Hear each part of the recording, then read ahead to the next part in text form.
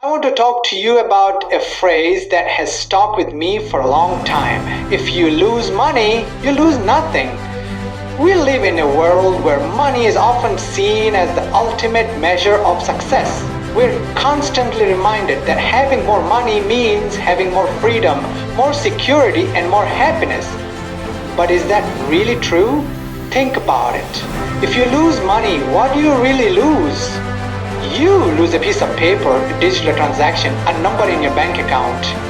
You don't lose your dignity, your self-worth, your values, or your relationships. You are not defined by your bank account. You are defined by your character, your compassion, your courage, and your creativity. These are the things that truly make you rich. So, don't worry about losing money. Worry about losing sight of what truly matters. Worry about losing your sense of purpose, your passion, and your values. Remember, money is just a tool. It's a means to an end. It's not the end itself.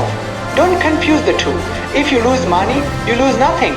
But if you lose your sense of self, your relationships, or your values, you lose everything. So let's keep things in perspective.